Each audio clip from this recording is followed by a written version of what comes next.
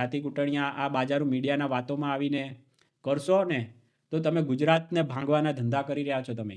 અને પેલા હર્ષભાઈ સંઘવી સાહેબને મારે હાથ જોડીને આજે થોડાક વાક્યો કહેવા છે તમને.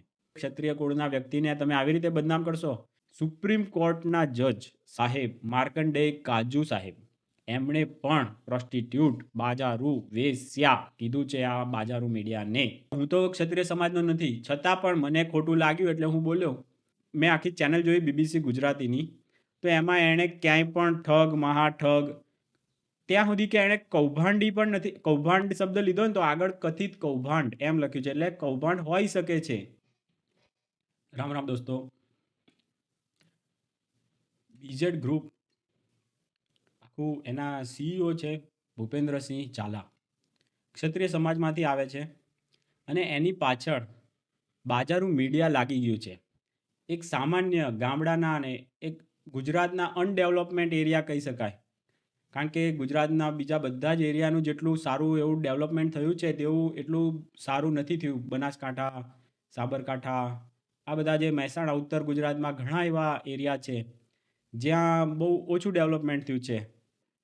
તો એવા એક ઓછા ડેવલપમેન્ટવાળામાંથી એક આ યુવાન આવ્યો ભૂપેન્દ્રસિંહ ઝાલા, અને એણે ત્યાં ઘણું સારું એવું કાર્ય કર્યું. પોતાના ઘણા બધા બિઝનેસ એણે કર્યા, ઇલેક્ટ્રિકની વસ્તુઓ મેન્યુફેક્ચરિંગના, અને પછી એવા બધા અનેક બિઝનેસ એણે શરૂ કર્યા અને એને ખૂબ સારી પ્રગતિ કરવા માંડ્યો. માણસ 2016થી કામ કરે છે અને ઘણી સારી પ્રગતિ એ કરવા માંડ્યો.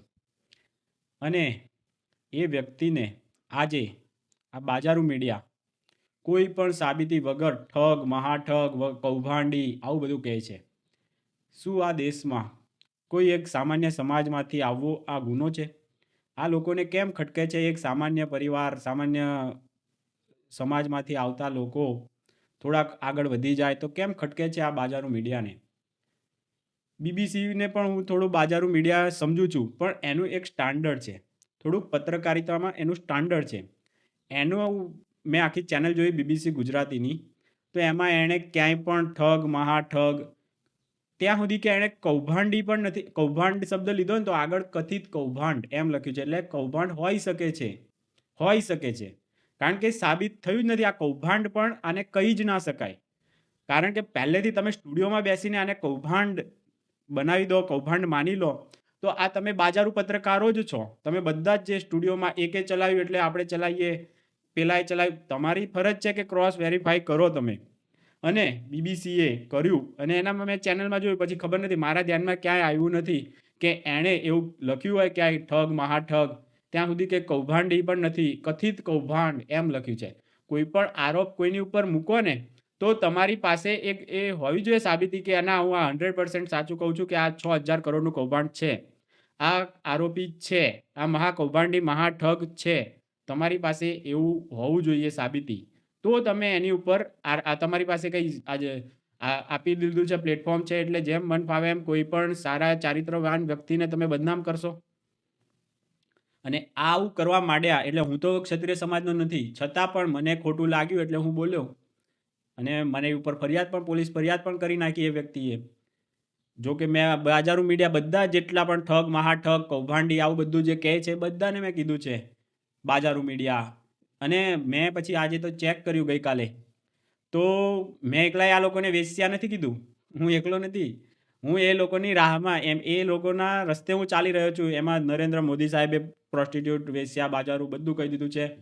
VK સિંહ સાહેબ, VK સિંહ એટલે આપણા જે સેનાના જે મેઇન હતા, એ અધ્યક્ષ સેના, થલ સેનાના, એને આ બાજારું મીડિયાએ ભોગ બનાવેલો હતો, એટલે એને બાજારું પ્રોસ્ટિટ્યૂટ એવું જાહેરમાં એક નહીં અનેક વાર બોલ્યા છે, કીધું છે એને બાજારું મીડિયા કીધું છે.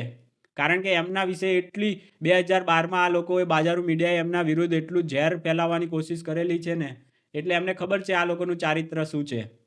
અને સુપ્રીમ કોર્ટના જજ સાહેબ માર્કંડેય કાજુ સાહેબ એમણે પણ પ્રોસ્ટિટ્યૂટ બાજારૂ વેશ્યા કીધું છે આ બાજારું મીડિયાને, કીધું છે. અને હું આ લોકોના રસ્તે જ જઈ રહ્યો છું, આવા મહાન લોકોના રસ્તે આગળ વધી રહ્યો છું દોસ્તો. મને તો હવે એકદમ ગર્વની લાગણી અનુભવાય છે. મને એમ થતું કે મેં કંઈ ખોટું તો નથી કરી દીધું ને. મેં સાંભળ્યું હતું મહેશગીરીજી મહારાજ પાસે બાજારું એટલે સાબિતી વગર આવી રીતે આક્ષેપો કરે, અને એ વાત સાચી જ છે.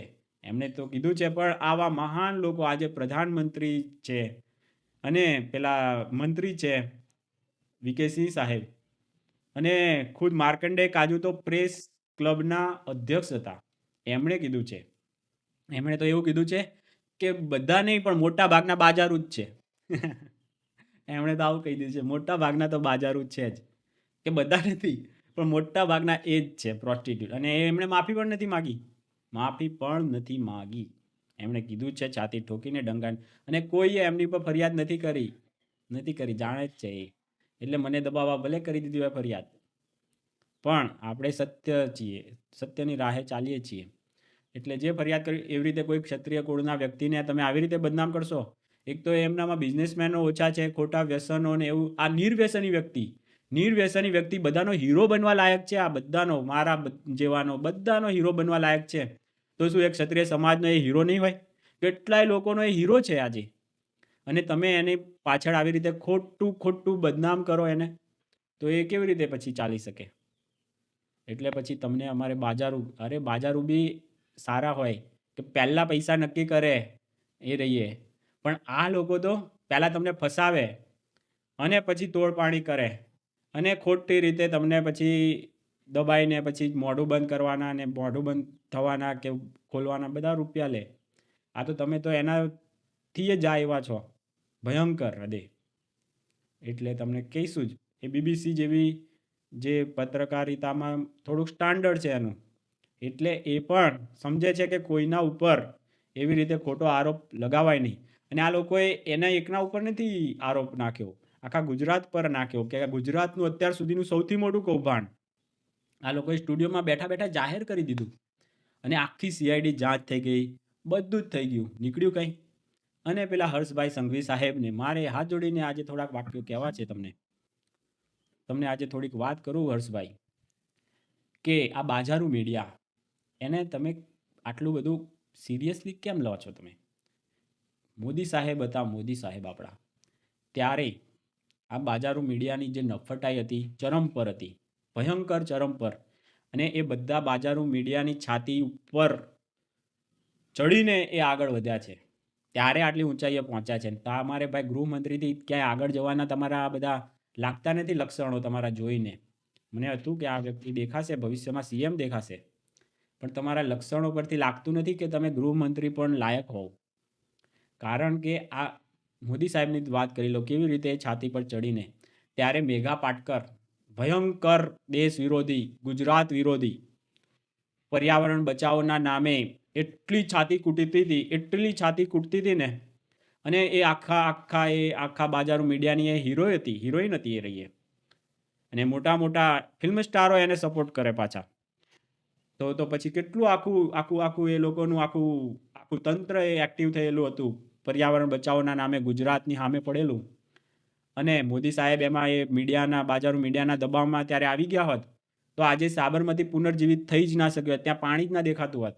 આજે કાઠિયાવાડમાં જે ઊંચા પાણી આવ્યા છે, ઉત્તર ગુજરાતમાં છે ને, ઘણા ઊંચા જમીનના તળના પાણી બહુ ઊંચા આવ્યા છે અત્યારે. સામાન્ય આમ 60 ફૂટે ને એમ એટલામાં પણ પાણી મળી જાય છે. એનું કારણ છે નર્મદાને ગુજરાતમાં ઠેર ઠેર પહોંચાડી છે, કાઠિયાવાડમાં નર્મદાને પહોંચાડી છે. નહીંતર અત્યારે એ ત્યાંથી સ્થળાંતર શું કામ કરતો હતો? હીરા ઘસવા અહીંયા શું લેવા આવતો? કારણ કે ત્યાં કોઈ હતું જ નહીં પાણીનું એવું બધું. અને અત્યારે પહોંચાડ્યું છે પાણી. અત્યારે તળાવો પણ ખોદાય છે અને બધું જ થાય છે. પણ એક વસ્તુથી થાય છે એવું બી નહીં, તળાવો પણ ખોદાય છે, પણ તળાવની તમે જોશો ને એક્સપાયરી ડેટ એની એ વધીને કેટલા વર્ષ, 10 વર્ષ, 15 વર્ષ, એટલા પછી કોઈએ એની ઉપર દબાણ કરી દીધા હોય, ક્યાં માટીથી પૂરાઈ ગયા હોય, બધું જાતનું થતું હોય. એટલે એની પણ આ નર્મદાની નહેર નાખેલી છે તો આ હવે એક પ્રકારની નદી જ બની ગઈ, એમ સમજી લો તમે. તો આખી નદીનું એક ગંગા નદી પણ કહેવાય છે કે માનવ સર્જિત છે. તો આ નર્મદા આખી જે કચ્છ કાઠિયાવાડ સુધી પહોંચાડી એ માનવ સર્જિત પહોંચાડી છે.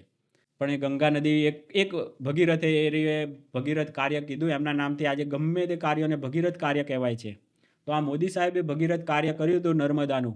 ત્યારે બાજારું મીડિયા પડેલું સામું, પર્યાવરણના નામે છાતી કૂટતું હતું, પર્યાવરણ બચાવો, પર્યાવરણ બચાવો. તો એની નીચે દબાઈ ગયું હોત તો શું આજે સાબરમતીમાં પાણી ક્યાં હતું? પુનર્જીવિત ક્યાંથી થઈ છે? એ નર્મદાનું પાણીથી પહોંચાડીને એવી જ બધી રીતે સાબરમતી પુનર્જીવિત થઈ. અને આજે તો ડંકો વાગે છે રિવરફ્રન્ટનું. તો આ બધા કાર્યો આવી રીતે છાતી કૂટણીયા આ બાજારો મીડિયાના વાતોમાં આવીને કરશો ને તો તમે ગુજરાતને ભાંગવાના ધંધા કરી રહ્યા છો તમે. એટલે હર્ષભાઈ, તમે જે ભૂલ કરી એની માફી પણ માગી લેવી જોઈએ. અને બાજારો મીડિયાના લગારે દબાવમાં તમારે આવવાની જરૂર નથી. તમે છો જ એવા દબાવમાં આવી એક એમ છો જ નહીં, પણ તમને કીડો કાટી ગયો છે. તમારે બાજારો મીડિયાને સામે સારું થવું છે, તમારે શું લેવા થવું છે તમારે? અને ના કરવાનું કામ કરી નાખ્યું બાજારો મીડિયાના દબાવમાં આવીને.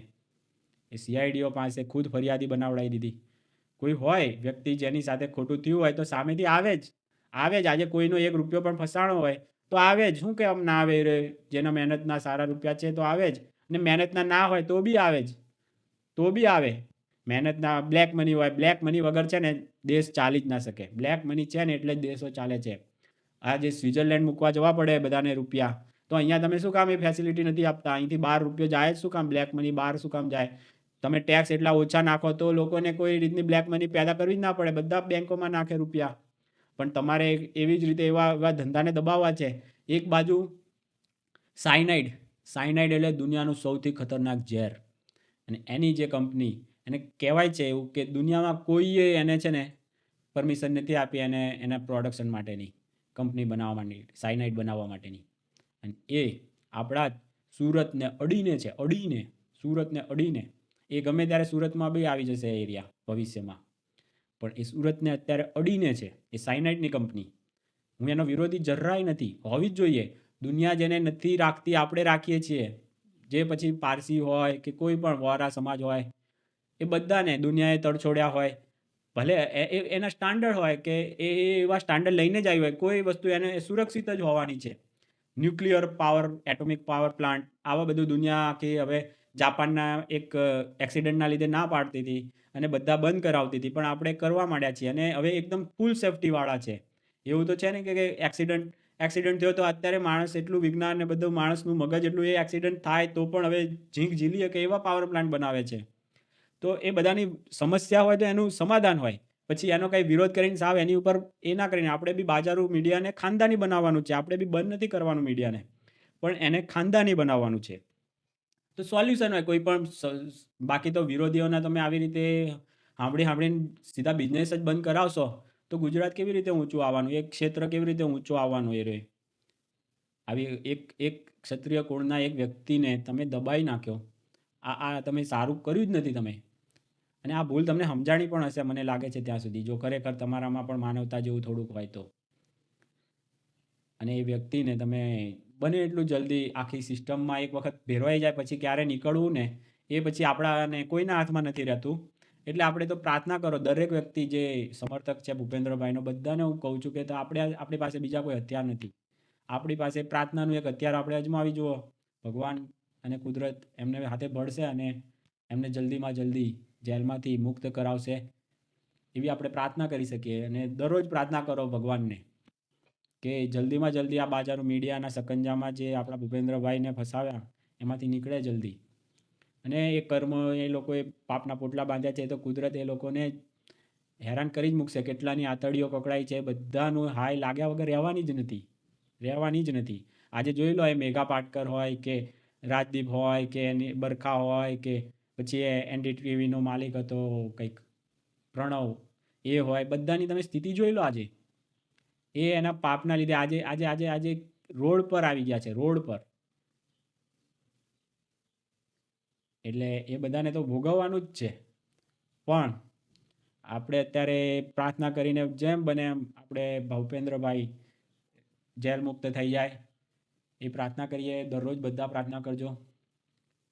ચાલો ત્યારે બીજા કોઈ વિડીયોમાં મળીએ. ત્યાં સુધી બધાને રામ રામ.